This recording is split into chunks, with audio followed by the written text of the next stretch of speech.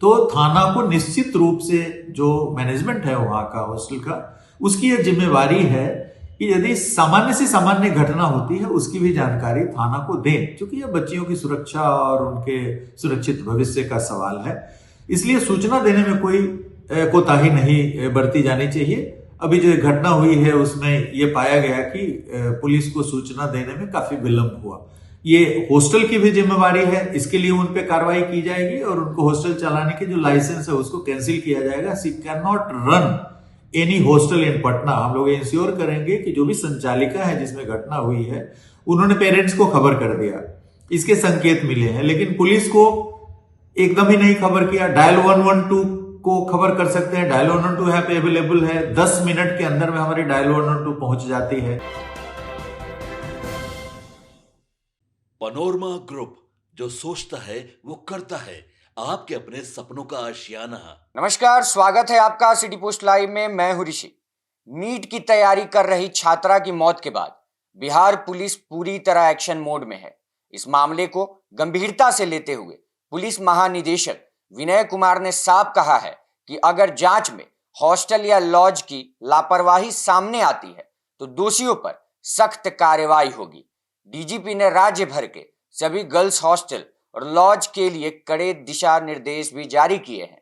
सबसे पहले सुनिए इस पूरे मामले पर डीजीपी विनय कुमार ने क्या कहा है। तो थाना को निश्चित रूप से जो मैनेजमेंट है वहां का हॉस्टल का, उसकी यह जिम्मेवारी है कि यदि सामान्य से सामान्य घटना होती है उसकी भी जानकारी थाना को दें, क्योंकि यह बच्चियों की सुरक्षा और उनके सुरक्षित भविष्य का सवाल है।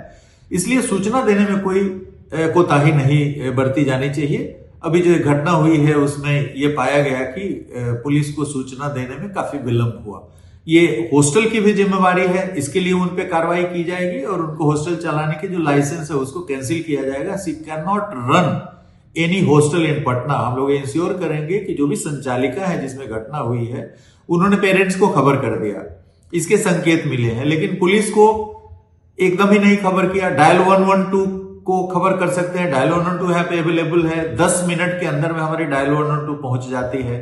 कई ऐसी घटनाएं घटित हुई हैं जिसके अनुसंधान के दरमियान यह पाया गया कि बहुत सारे जो हॉस्टल्स हैं उसमें निवासित होकर के बच्चियां कोचिंग करने जाती हैं, ऑफलाइन ऑनलाइन दोनों तरह की कोचिंग करती हैं।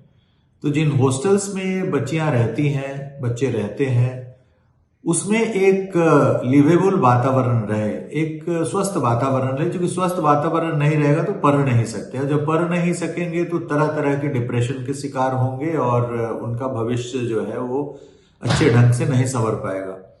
तो यह आवश्यक है कि समाज का यह दायित्व है, हमारा दायित्व है, जितने सारे स्टेक होल्डर्स हैं हॉस्टल से संबंधित, जैसे बिल्डिंग बाईलॉज के हिसाब से जो एक स्वस्थ रूप से रहने के लिए जितनी स्पेस की आवश्यकता है उसके हिसाब से कमरों का निर्माण हो। इसके लिए नक्शा पास करने वाली जो एजेंसी है उनको भी सजग रहना पड़ेगा कि यदि हॉस्टल का निर्माण हो रहा है तो उसमें हॉस्टल के जो कमरे हैं वो एक स्वस्थ वातावरण प्रदान करें, उसमें प्रॉपर लाइटिंग हो, प्रॉपर उसमें व्यवस्था हो। इसके अलावा वहां पे जो मेसिंग व्यवस्था है, मेसिंग व्यवस्था भी स्वस्थ रूप से रहनी चाहिए। तो जो स्टाफ वहां पे लगे हुए हैं, जो कोचिंग संचालक हैं, जो स्टाफ है वहां पे, जो केयरटेकर है, जो गार्ड्स है, उस सब का पुलिस सत्यापन कराया जाए कि कोई क्रिमिनल एंटीसीडेंट तो उनका नहीं है। डीजीपी विनय कुमार ने साफ कर दिया है कि छात्राओं की सुरक्षा से कोई समझौता नहीं किया जाएगा। पुलिस मुख्यालय की ओर से जारी निर्देशों के तहत अब राज्य के सभी गर्ल्स हॉस्टल और लॉज का पंजीकरण अनिवार्य होगा। हर हॉस्टल स्टाफ का पुलिस वेरिफिकेशन किया जाएगा और 24 घंटे महिला वार्डन की मौजूदगी सुनिश्चित की जाएगी। वहीं नीट छात्रा मौत मामले की जांच निष्पक्ष रूप से जारी है। अगर हॉस्टल प्रबंधन की लापरवाही साबित होती है तो लाइसेंस रद्द करने से लेकर आपराधिक मुकदमा दर्ज करने तक की कार्रवाई की जाएगी।